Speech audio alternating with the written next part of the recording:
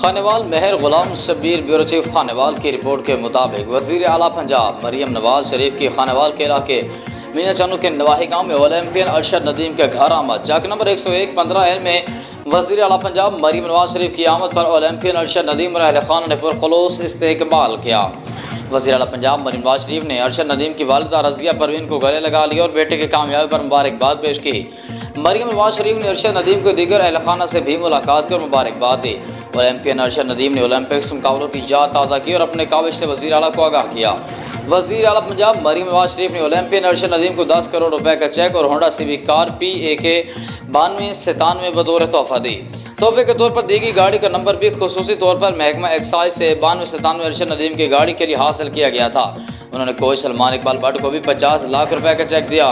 इस मौके पर वज़ीर आला ने कहा कि अरशद नदीम ने कौम को बेमिसाल खुशी से हमकिनार किया। ओलंपियन अरशद नदीम और उनके वालिदैन ने वज़ीर आला की आमद को इज़्ज़त अफजाई करार दे दिया। सीनियर मिनिस्टर मरियम औरंगज़ेब, वज़ीर खेल फैसल अयूब खोखर, मुआविन खसूसी ज़ीशान मलिक, MP सानिया आशिक, आमिर हयात हेराज, पीर Aslam Bodla, chief secretary ACS south, ASG south, secretary sports, commissioner RPO, deputy commissioner और दीगर भी इस मौके पर मौजूद थे।